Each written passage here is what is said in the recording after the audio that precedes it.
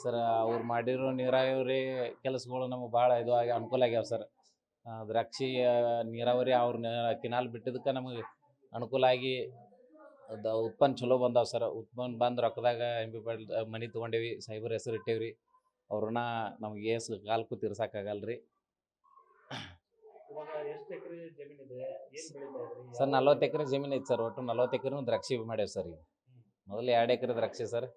ಅಷ್ಟಕ್ಕೆ ನೀರು ಸಾಲ್ತಿದ್ದಿಲ್ಲ ಸರ್ ಅವಾಗ. ಈಗ 40 ಎಕರೆನೂ ದ್ರಾಕ್ಷಿ ಮಾಡ್ಯಾವ ಸರ್. ಅಷ್ಟು ನೀರಾವರಿ ಐತ್ರಿ. ಒಟ್ಟು ದ್ರಾಕ್ಷಿ 40 ಎಕರೆನೂ ದ್ರಾಕ್ಷಿನೇ ಐತೆ ಸರ್. ಒಟ್ಟು ಹೊಲ ಸರ್ ಸೋಮದರಟ್ಟಿ ಸರ್. ತಿಕೋಟ ತಾಲೂಕು ಸೋಮದರಟ್ಟಿ ಗ್ರಾಮ ಸರ್.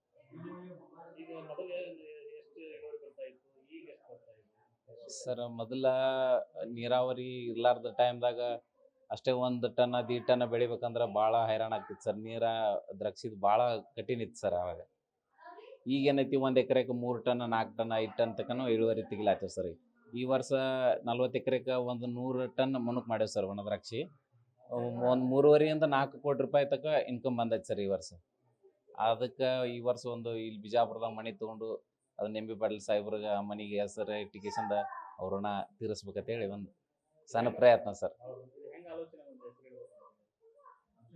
ಸರ್ ಹಾಂ ಸರ್, ಹಂಗೆ ಈಗ ನಾವು ಮುಂದೆ ಬಂದಕ್ಕೆ ಕಾರಣ ಎಂ ಬಿ ಪಾಟೀಲ್ ಸಾಹೇಬ್ರು ಸರ್. ಈಗ ಒಂದು ನೀರಾವರಿ ಇದ್ರನ್ನ ನಮಗೆ ದ್ರಾಕ್ಷಿ ಬೆಳಿತಿದ್ರಿ. ಅದಕ್ಕೆ ಈಗ ನಮ್ಮ ಮತಕ್ಷೇತ್ರದಾಗ ಅವ್ರಿಗೆ ಮಾಡಿರೋ ಕೆಲಸಗಳು ಅವ್ರಿದು ನೋಡ್ಕೇಸಿಂದ ಸಾಹೇಬ್ರ ಹೆಸರು ಇಡ್ಬೇಕಂತೇಳಿ ತೀರ್ಮಾನ ತೊಗೊಂಡೇವೆ ಸರ್. ಹೆಂಗೆ ಸರ್?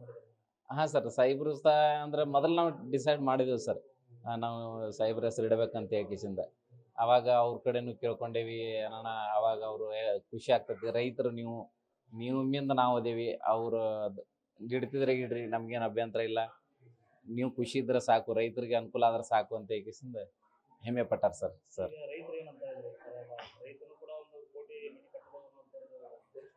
ಹಾಂ ಸರ್, ರೈತರು ಖುಷಿ ಪಟ್ಟಾರ ಸರ್. ಎಲ್ಲ ರೈತರು ಅನುಕೂಲ ಆಗೈತಿ. ಎಲ್ಲರೂ ನಮ್ಮಲ್ಲಿ ಅಂತರೂ ನಮ್ಮ ತಿಕೋಟ ಭಾಗಕ್ಕೆ ನೀರಾವರಿ ಆಗಿಂದ ಎಲ್ಲ ರೈತರು ಈ ವರ್ಷ ಉತ್ಪನ್ನ ಚಲೋ ತಗೊಂಡಾರ ಸರ್. ಎಲ್ಲ ರೈತರು ಖುಷಿ ಆಗ್ಯಾರ ಸರ್. ನನ್ನ ಹೆಸರು ಕುಮಾರ್ ಮಲ್ಲಯ್ಯ ಹಿರೇಮಠ ಸರ್. ಸೆಕೆಂಡ್ ಸೋಮದರಟ್ಟಿ. ನಮ್ಮ ಪಪ್ಪಾರ 4 ಜನ ಅಂತಂಬ್ರಿ ಸರ್. ಹ್ಞೂ ಸರ್.